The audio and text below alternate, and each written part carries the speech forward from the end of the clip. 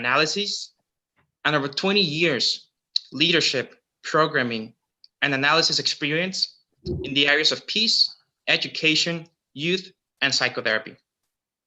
To date, he has lived, worked, and traveled in over 50 countries across 6 continents, taught in schools, colleges, and universities in 8 countries, and designed and led experiential training and training of trainers for hundreds of individuals on peace and conflict processes. Other experience includes working youth offending prisons, oversight management for a range of youth and community projects, and consultation for public and nonprofit organizations on peace, education, youth, and mental health issues. Phil's international role and reputation for his work is reflected in his position as Education Director for World Beyond War, a global nonviolent movement to end war and establish a just and sustainable peace with memberships in 175 countries and chapters and affiliates around the world. He has received multiple awards for his contributions to peace building and social change, including the Rotary Peace Fellowship, the Kaisit Fellowship, and the Catherine Davis Fellow for Peace. Phil is also a peace ambassador for the Institute for Economics and Peace. Now, at this moment, I leave the time to Dr. Giddens for you to talk to us about this interesting topic. So please, Dr. Phil. Thank you so much, James, and thank you so much for a wonderful introduction, and thank you so much, everyone, for joining us. It's a real pleasure to be here with you. I'm a big, massive fan of Rotaract. I've been very, very fortunate, and it is a privilege to work with many Rotaracts in many different countries. And whenever there's an opportunity to be involved with this kind of work, I love to be involved. So thank you so much. I asked everyone if you could just take a couple of minutes, because it's so lovely to find out who's here. If you could write in the chat your name and where you're joining us from, so just we can get a feel. Meanwhile, James, I'm just going to share my screen, if that's okay. What you need to do is make me a host so that I can share my screen, because at the moment I don't have sharing ability to share the screen. Oh, now I should. Yes, now I can. Thank you so much. So hello, everyone. So as James mentioned, I wanted to talk about, well, I was asked to talk about peace and conflict. In its broadest terms, I'll be speaking about peace and war in its broadest terms. James did a wonderful introduction, so I don't need to say anything more than that. Here is a plan for what we wanted to look at today. So let's start with the end in mind, hopefully to give you an idea of and explore the war system and why it's just 100% necessary to eliminate the war system. If we have any chance of reaching sustainable peace or sustainable development, we have to address the war system first and foremost, because it's at the nexus of many social, environmental, economic, political issues that we're faced with right now, and we will be faced with in the future if we don't address anything. In doing that, I'll speak a little bit about our work at World Beyond War and how we connect to, but also differentiate ourselves from others working in the peace movement. And then third, and I think probably most important, is that you're all there now thinking, and it really should be the right question to ask, so what? You know, we're in a conference, we're talking, and it's brilliant to talk, but the question is, so what? What are we going to do with this next, Phil? Well, we want to put forward a few ideas. Manuel is here, and Alejandro. We'll be speaking with other Rotaract for Peace colleagues about thinking about the next steps. So here's my wish, here's my hope. Hopefully our time here today can lead to more time together in the future, can lead to more collaborations moving forward. So that's my task. But before I do anything, most importantly, congratulations. And I mean that sincerely. Congratulations to you, Rotaract for Peace, for putting on a wonderful event, for the leadership that you're showing, and for really stepping up to the plate. It's a pleasure to be working with you and learning with you and from you. So thank you. And also in the idea of being interactive, let's try something, okay? So thank you for writing who you are and where you're joining us from, but let's try something, okay? Are you willing to try it with me? I'm gonna ask you a question, and if the answer is yes, you're gonna either put your hand up, stand up, or take yourself off mute and shout as loud as you can. Does that make sense? So for example, let me give you an example. If I say, are you from Europe? You'd go, yes, okay? Make sense? Let's do it. So, okay. So, are you from Latin America? Put your hand up, shout, or say, oh, yes, okay? Okay, so I see some hands going up, brilliant. Okay, are you from Middle East? Okay, let's see. Okay. Are you from Africa? Are you from Oceania? So New Zealand, Australia, etc. And to all those that I haven't mentioned, please stand up, put your hands up and shout, etc., so that we get a feeling. Okay, for who's joining us. And I can see that lots are joining us now, which is great. Why do we do that? Well, part of the reason we do that is that, one, it's lovely to see that we're all in this together. Two, we get a sense of who's on the call and the diversity of who's on the call. In order to bring about an advanced peace and security work in the world, we need diverse voices and diverse people involved. But another reason we do that is that if I ask you this question, put your hands up or shout or stand up if you care about peace in the world. Okay. My hope is that all of us on this call would put our hands up, shout, or stand up, okay? So that shows this diversity, and there's also a shared common vision. And this is really critical in terms of moving forward and addressing the prospects of peace and security and ending the war system. So with that in mind, here's an argument I want to make. And I could have easily spoke about the role of young people specifically. I mean, that's what I've done my doctorate work on and worked in many other roles. One recommendation I would make is that if you're available tomorrow, check out the New Gen Peace Builders discussion. I was very fortunate to be involved, and thanks very much, invited to help start, launch and develop New Gen Peace Builders, and worked with New Gen Peace Builders for many, many years. Wonderful organization, and I'm so proud of everything that we've been involved in and everything that it's gone on to do right now. So please check it out tomorrow to look specifically about the role of young people in peace building. My interest more so is a broader topic in terms of engaging and equipping young people to reject war and advance peace. I think it's one of the largest and most challenging opportunities that we face today.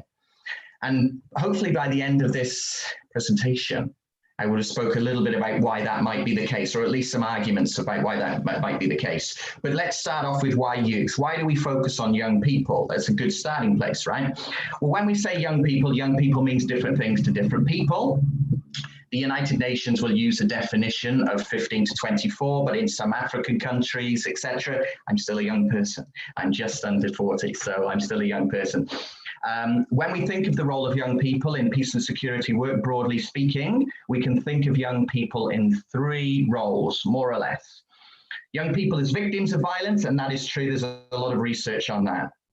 Young people as perpetrators of violence, and people would make an argument saying, well, that's not the case, but there's a lot of research on that as well. There's a lot less research on the role of young people as peace builders. So how do we go about engaging young people in peace building initiatives? Why is that important? Well, actually, it's important because now we have the most amount of young people on the planet in the whole of the history. The demographic, 15 to 24, is the fastest and largest growing demographic. If we're not engaging young people positively, we are massively losing our job opportunity. So hopefully that gives a context for why young people. But why focus on war? Why should we end war and not just focus on peace? Well, here's some facts for us to look at. And of course, war is not just about facts, it's about stories as well. But if you look alone, at least 108 million people were killed in wars in the 20th century. Let's put some other facts on this as well. 14.5 trillion a year is spent on well, that's what it costs us in terms of economically, in terms of violence around the world. 2 trillion is spent on the military, so on war or preparing for war. And it's really, really important. If one thing comes through today, it's really, really important that war is not something done out there. It's not something done in global south countries. It's not something done where there's lots of violence going on. It's done, where do you think all the weapons come from? The weapons do not come from the conflicted countries. The weapons come from the global north countries who are selling the arms and weapons to these countries. We're all implicated in the war system. So if anything comes through today, it's to think about that. So let's put that into perspective. 2 trillion spent on the war system. When if you look at research shows it would cost 30 billion to end global starvation. So a tiny amount compared to what we spend on the war system. And then it would cost 11 billion to give the world free access to water. It would cost, but then if you look at it, well, okay, how much are we spending on war in comparison to peace building? We're spending a tiny amount in terms of, what we spend on war, a tiny amount. So if we're looking at bringing about an end to war and building peace, it's not just about saving lives. It also makes economic sense as well, because for every $1 invested, research shows that we get $16 back in return. So hopefully that gives us an idea of why should we be against war? Well, here's another reason for being against war. War is development in reverse. So the Sustainable Development Goals, the United Nations Sustainable Development Goals, which are mandated to all countries all around the world that need to step up their game with regards to the 17 global sustainable development goals. One of the things standing in the way of reaching any of those goals is violence, to the extent that the General Secretary, ex-General Secretary, said that if there can be no sustainable development without peace, there can be no peace without sustainable development. In order to make progress on development issues, we have to address peace. And then by proxy, we have to address war that's getting in the way. But we have some good news. We have some good news. So for those that think war is in our genes, that is not true. It's been scientifically proved that that is not the case. Take a look at the Civil Statement on Violence, follow the work of anthropologist Margaret Mead, who basically helps us to challenge this deep-rooted idea that war is in our genes. It's not, it's a human invention. And if humans have invented things, then humans can basically get rid of these inventions. So Margaret Mead, and I'd recommend checking out her work. And by the way, many of the things that I'm talking about here is in our book, a little plug there, and it's actually just been released this week as well, our fifth edition, and you can get it online for a very, very reasonable price, and I'll show you about it. I'll show you something about how to do that shortly. But Margaret Mead talks about human inventions have faded away. So apartheid, slavery, and of course it comes in different forms now, but in its traditional sense, human inventions have faded away. So she talks about there's two things needed in order for human inventions to fade away. One is that the defects of the old system are well recognized. The effects of the war system are well documented. You know, the human costs of life, the economic costs in terms of how it diverts attention. Look right now, COVID, okay? We need all the resources to not be put in the war system right now. What about diverting attention away from how much is spent on war to things that really matter and that keep us safe? Health, education, development issues. That is why right now in the US, with senators, they're looking at diverting a massive amount of money away from the war system. So that's well established. But the second thing is, and this is the educational task or the overall task of World Beyond War, which I'll say something about shortly, is envisioning a new alternative. So if we have the war system, what's a new alternative? And James, I love your introduction, by the way, at the beginning, because I thought it was brilliant in terms of how do we go about replacing the old system with a new system where peace is pursued by peaceful means. And that is exactly what we focus on. So bringing out about peace through peaceful means, not through strength, through dictating other countries, but through collaboration, through cooperation. So that's the educational task, and I don't need to say much more in terms of us at World Beyond War, but we're a movement, and we're so fortunate to work with and have membership in 175 countries. We work with 500 plus organizations around the world. We're membership driven, and we focus on, I work on two areas: education and action. So I'm very fortunate to head the educational department and what we do. So we look at things like this. So for those of you that might have studied Marx or been interested in international relations, so Marx once said that the task is not to understand the world, but to change it. And that's true. We're all interested in action. Rotarians, and I include Rotary, Rotaract, Interact in this, people of action. We need to get in action. If we want to change the system, we need to act. And at the same time, if we don't understand the world, we can't change it. So it's not just about action, it's about education as well. It's about education and action working together. Education can help people prepare themselves to act in more strategic, more non-violent, more compassionate ways. So we need both education and action. And with that in mind, actually, if I just go back, yeah, with that in mind, what we do at World Beyond War Education Action is that we have books, we have online courses, we have fact sheets, we have webinars, we have podcasts, we run workshops, we do many things under the umbrella of education. We also, one of our online courses right now, and they're always sold out, we have 135 on our course right now on a 6-week course, which is called War and the Environment, looking at the intersections between war and the environment. And did you know, for those that are interested in the environment, that the US military is the biggest polluter on the planet? So in order to look at tackling the climate system and the climate change challenges, we have to address militarism. So right now we have 135, and it's amazing to be on this course with some amazing peace activists, educators from around the world. We have, believe it or not, people from high school right through to 85 on our course. People from South Sudan, Philippines, Afghanistan, Burundi, Cameroon, Sierra Leone, right through to Canada, Europe, USA, etc. on the course, and right through from PhD. So there's a professor there, Susan, who's wrote a review for us, right through to students. It's a wonderful opportunity to engage people together in learning. Thankfully enough, our work has been recognised at a global level. So our executive director, who was the co-founder of World Beyond War, has been nominated multiple times for a Nobel Peace Prize. And our other co-founder was also the founder of Nonviolent Peace Force as well.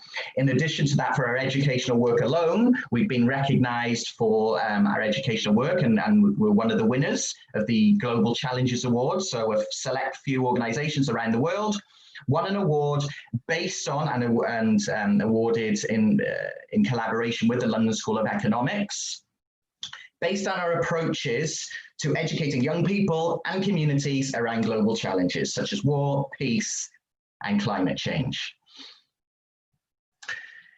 Here's something, so you might be thinking, well, how do we do that then? And how do we go about ending the war system, Phil? It's just a massive job. How do we do that? Well, we've tried to lay out a blueprint for ending the war system. And this is how I'd recommend, for those of you that are interested, checking out A Global Security System. That's our latest book. The 5th edition is just out now. If you go on our website, worldbeyondwar.org, and search for A Global Security System, you can download a copy. And you can download a free 15-page summary to get a sense of what is this blueprint. The book has been read by thousands of people worldwide. It's incorporated into academic courses, schools, universities, utilized by community groups all around the world, and read by elected officials. But what does this system encompass? Oh, it's quite a complicated thing, I'm going to tell you now. I'm not going to talk to you about everything. I really recommend you looking at it. But we really thought about, well, we need to look at things in systems. And broadly speaking, the blueprint revolves around three broad strategies. One, demilitarizing security. Two, managing conflict without violence. Three, creating a culture of peace. Let me say something about them now. So under the demilitarizing security part is something I kind of alluded to earlier, in the sense of we need to get away from this thinking of security and state security approach and put humans at the center of security, look at a human-centered approach. And this involves looking at changing the economy. It involves looking at how we go about making all of us safe, because none of us are safe until all of us are safe. So for example, think about it. We're in the US and we might be thinking that, oh, you know, the Russians are coming or the North Koreans are coming. It's a fight, you know, okay, we better get more arms, you know, to protect ourselves. No one's safe in that circumstance because we're always thinking about where the next challenge is coming from. And research actually shows that military does not make us more secure. In fact, does the opposite. Military can never make us secure. So here's some of these systems that are involved in demilitarizing security. And then within that is the very important role of the women in peace and security. Let's slow my screen here. I'm trying to click. Oh, there we go. So the next one, and again, this is all in the book, so I don't need to go through it in all detail, but we see one of the roles is that there needs to be the UN needs to be reformed to make it more democratic, to make it more inclusive, to challenge the veto, etc. We need to look at issues related to international law, etc., etc. And the really important role of civil society, us. You know, it's not just up to governments to bring about peace. We have an essential role in bringing about peace. Those two are the kind of the hard elements of our approach. The more kind of future envisioning approach, future orientated approach is this idea of creating a culture of peace. And as you can see up the top there, there's a new entry, and this is in the book, by the way. There's a new entry that looks at the role of young people in peace and security. It also looks at peace research, peace education, and this is more about the software. This is more about cultural change, generational change. So looking more kind of long term. So there's a little bit about the blueprint, but one of the things to bear in mind, and I did say it before, is that militarization is not just about arms, it's about our way of thinking. So what we need to do is demilitarize our mind. And this is what this picture depicts here, as you can see the Pentagon there. We need to really get away from this myth, and it's a myth that military keeps us safe. You know, we really need to, thanks James, look at how we go about pursuing peace via peaceful means. And with that in mind, in addition to the book, we put together a Study War No More study and action guide, which is free and which is online right now, and which I'd really recommend you go and checking. And here are some of our study and action partners. I'll say some of these on here, but I'm sure many of you know some of these people. They are the people to know in the peace and conflict studies field. So you have Betty Reardon on the bottom right here, who is known as one of the mothers, or if not the mother of peace education. Right to the right of her, you have Tony Jenkins, who is a wonderful colleague, and he is the coordinator for the Global Campaign for Peace Education. Tony was the education director before I took over World Beyond War last year. To the right of Tony, you have Cora Weiss there, who was very influential in terms of the Hague Appeal for Peace. Here also, I won't go through all of the names, but you have the executive director for the Nonviolent Peace Force. You have people that were influential in terms of moving through 1325, which is the UN resolution on the role of women in peace and security. You have right at the top there on the right-hand side, Ambassador Chowdhury, who was basically pivotal in moving through the UN's work on a culture of peace. So the who's who is on our study and action guide. So there's a little bit about our study and action guide. So that is free. And I think I want to kind of bring things to a close to get some questions in. Here's 5 ways which I think Rotarians, civil society, young people, everyone involved in peace work could make a difference right now.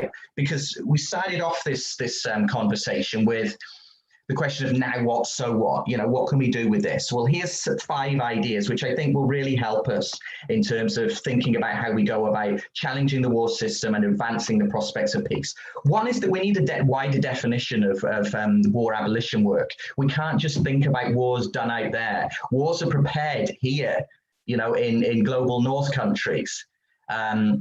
There's research that shows that over the last 15 years, there's been a 15-fold increase in weapons coming from global north countries, rich countries, to, let's say, global south countries where wars are taking place. But it's really interesting that correlation, if you look at those wars where they're taking place, there's been a 3-fold increase in terms of the violence that's taken place. So there's a real correlation between people selling arms to wars taking place. The second thing is we know education matters. We know that people need education. And I'm not just talking about young people, I'm perhaps even more so talking about adults with regards to how to support young people. And I'll say something about that shortly. The third thing, build opportunities for intergenerational work. So I've been very fortunate to work on many projects where, although we've worked on projects and trained young people, and supported young people to lead the projects, we've also trained adults, many Rotarians, many social workers, professors, youth workers, etc., to support young people as allies, as mentors. And that leads on to the 4th thing. And I want to say something a bit controversial here. So please bear with me on this one. We need to invest in youth work literacy. Lots of people around the world right now are very interested in the role of young people in peace and security, and rightly so. And at the same time, those that are trying to work with young people in this work, they are not trained youth workers, okay? There's people that are very good at doing things. Not everybody should be working with young people. So those that want to work with young people require training. They require support. If you look at many of the organizations that purport to work with young people, perhaps ask a question. I wonder how many have youth work qualifications, or how many have real experience with working with young people. And that links on to the 5th thing. Good peace work, at the end of the day, peace is very, very complex. But at the end of the day, it's about relationships, and people need training in that. And organizations need to recognize that it's about developing relationships with young people, not doing projects about them, not doing research about them, you know, not tokenistic participation, developing relationships and working together.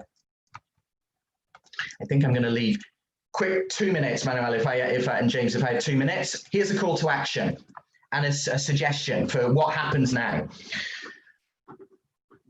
When we were asked to be involved in this presentation, of course, we, jumped at the chance with our hands, and basically we were asked, we're really interested, Phil, in working with World Beyond War beyond the conference. And I said, yes, let's look at options. So right now we're already working with youth and community groups and organizations on pilot projects. Please write to us if you're interested in working with us on these projects. Right now we have a whole school approach, which we're implementing in the UK. I can talk about this in another time, but it involves training all of the teachers, there's 100 of them, and over 1,000 students in peace and conflict related issues, and then supporting them to do peace projects. Post-conference, I've committed, but it depends on you as well, with the interest, that we could commit to committing resources to develop a training program specifically for Rotaract leadership who are interested in working with us. That would involve training them around war abolition work and peace, and Rotarians as well, and others that are interested, and supporting them to do peace projects under the umbrella of demilitarizing security, managing conflict without violence, and creating a culture of peace. And finally, we're putting together a youth network. And here's an invitation for you, youth leaders. We're looking for leadership. We're looking for young people to step up and say, we're really interested in being part of this network. How do we be involved? How do we help shaping this network? So there is my part. And I want to leave some time for questions and answers, because I'm aware I've spoke a lot. I usually do things a lot more interactive, but I was asked to present, so I presented. Hopefully I've done an okay job in kind of getting some ideas across. So please, please, please, I'm looking forward to hearing from you now. And I'm going to start sharing my screen. But before I do that, here's my email. Please, please, please write to me with any ideas that you have, any suggestions, any comments, any critiques. Really, really, really, when I say it, I mean it. Reach out to us and we want to work with you. So thank you, James. Thank you, Manuela. Thank you, everyone else. And yeah, looking forward to your questions and comments. Thank you. No, I mean, thank you, Phil, for the time and for the quality of the speech. At this time, I want to ask our audience, if you have any questions, please feel free to write those down right here in the Zoom chat so that we can take a look. And, you know, for Phil to answer any, you know, any inquiries that you have. So this time. No mathematical questions, please.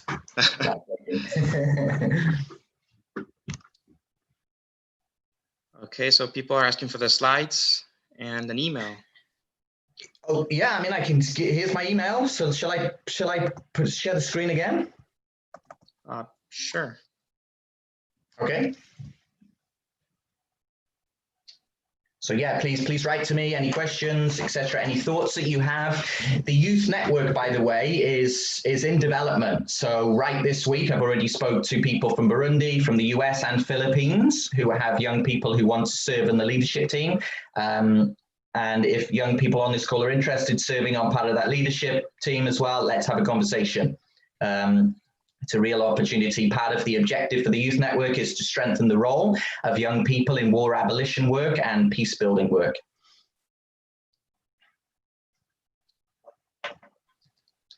Okay. Okay, I'm going to, shall I go off sharing now, James? Yeah, I mean, if you'd like, okay. Taking a look at the questions right here. Okay. Wow, there's many. Okay, here's a general question. How do you work as a youth network? From Mantu Paul. Okay, great. Well, thank you for the wonderful question. We're in the process of developing that process. I think part of it, because I've been involved with networks before, part of it is we want to start with this idea of young people really having a voice and informing what that youth network would look like. So to give you an example, in World Beyond War, as we mentioned, 175 countries, membership. We also have what we call chapters. So for example, we'll have a chapter in Canada, or a chapter in Bangladesh, or a chapter in different countries, and also within those countries as well, where what would happen is that we'd have a coordinator in that particular location who would be involved with educating people around issues related to war abolition and engaging in, this is the action part of our work, engaging in divestment, engaging in closing bases, engagement in petitioning and lobbying local authorities. For example, right now in Charlottesville, we've got agreements through to divest money away from policing, which is a big, massive issue right now. And let me just do a bit of a shout out to the Black Lives Matter movement. They've got it right. If you look at the Black Lives Matter, they are calling for half of the budget of militarism to be taken away from militarism and put towards more productive activities. So it's not just World Beyond War calling for this, it's great movements like Black Lives Matter and many others. So, and they've got it right. We need to get the money away from the war system because it doesn't make us safe. Let's put it to more productive activities. All right, thank you, Phil. I saw a really interesting question right here, which says, as Rotaractors, in which areas in the ones that you talked about, can we be more helpful? I mean, how can we contribute more as Rotaractors or as Rotary to the areas that you just, spoke to us about and explained to us in detail? Yeah, well, that is a question I would love to have a follow-up conversation with you about, because my experience, I mean, my background is youth. That's what my first degree was in. I worked for 10 years as a youth worker. I've always been very impressed with the creativity of you young people. You are much more creative than me. You have so many great ideas. So I'd love to listen to you with regards to ideas. And to answer part of your question, what the ways in which you can get involved is lobbying Rotarians and saying, look, we really want to get involved with peace work. Can you help fund training for us? Can you help bring World Beyond War work to us so that we can gain some of these peace skills?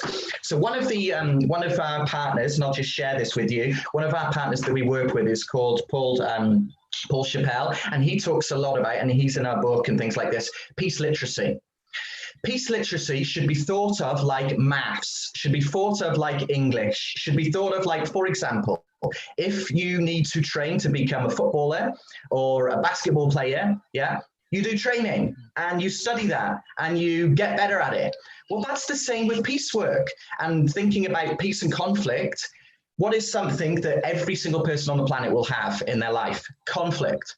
Conflict's not bad. Conflict's part of everyday life.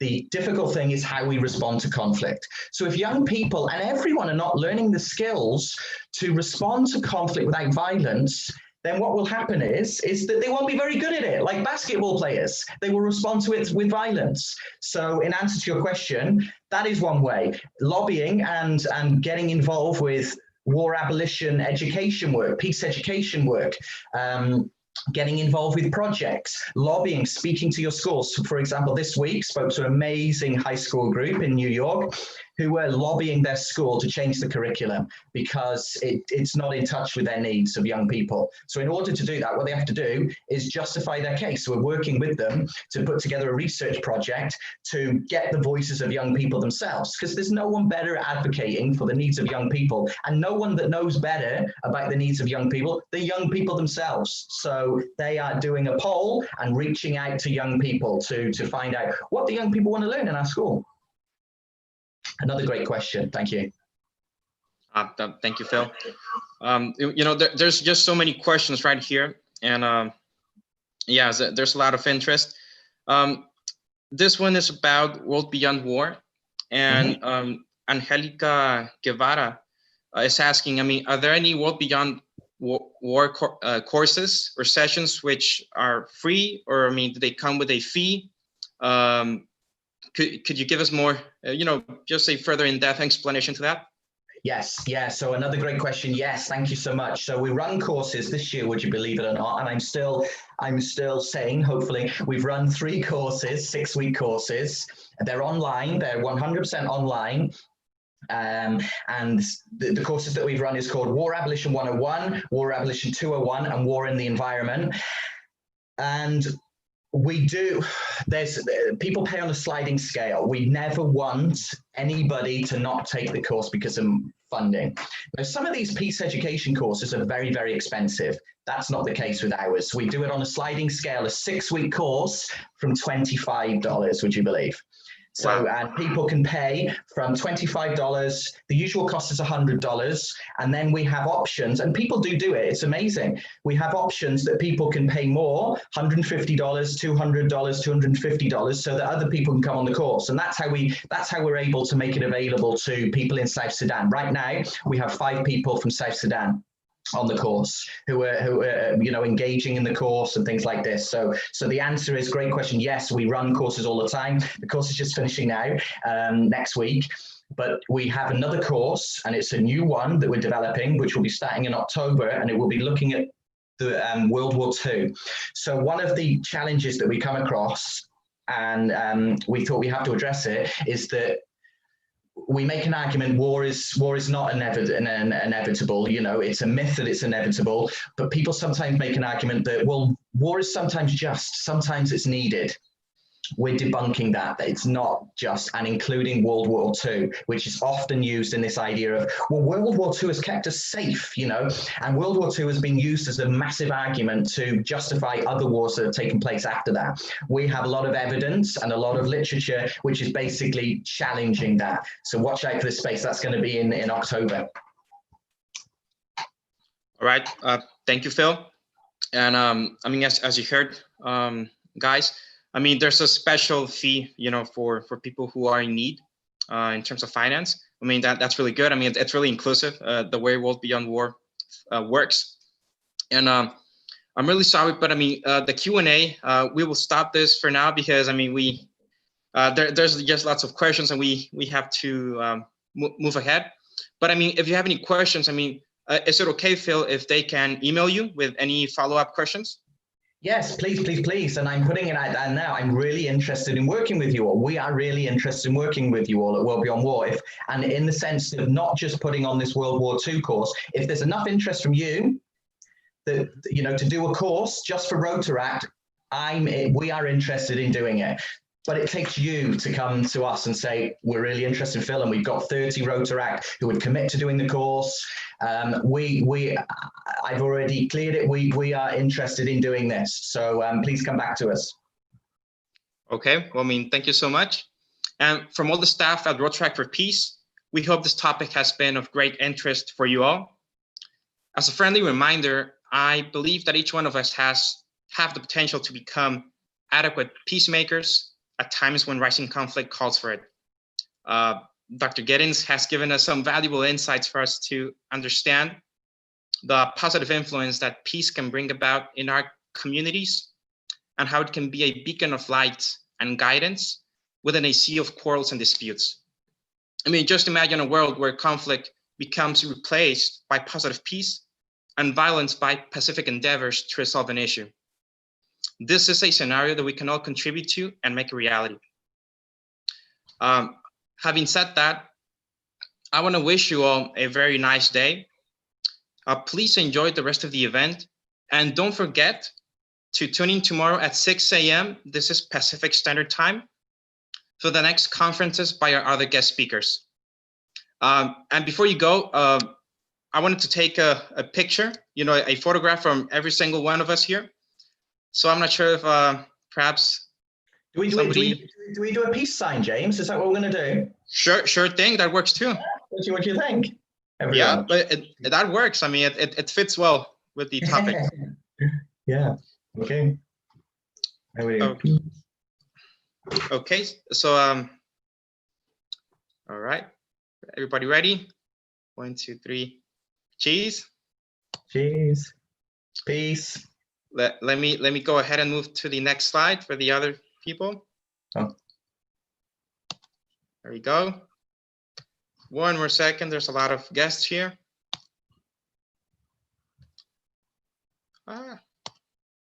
Okay. And just one more.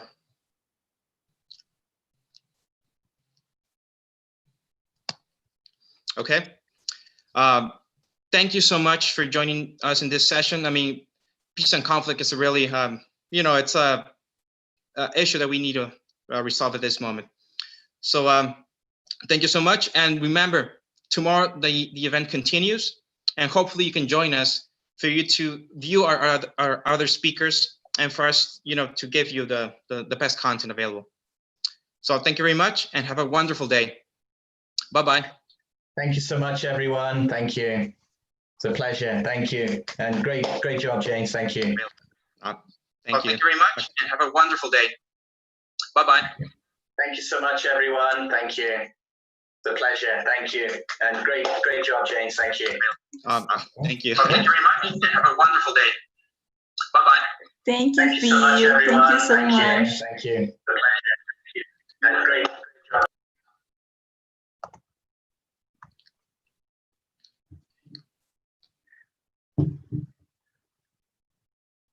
So I'm happy to stay on. If anybody wants to stay on and have any questions, I'm here. If anybody has any questions, I can stay on if that would be helpful in any way, Manuela, or do you need this line to go to another kind of session? Let me check if that's okay, but give me 1 second here. Yeah, because there's some great questions, wasn't there? Yeah, I mean, there were so many. Let me check if that's okay, but I have to go to another session, but I think you can rest like 10 minutes. Okay. Oh, okay. So yeah, I mean, we apparently we have to move on with some other planning. But Dr. Giddens, I mean, thank you so much for joining us, and I mean, we'll be in touch. Okay, thank you, everyone. Have a great day, morning, afternoon, night, wherever you are in the world. So yeah, have a good time and take care. Thank you so much. Thank you all, you know, for being here, and I just want to say thank you. Bye-bye. Bye-bye.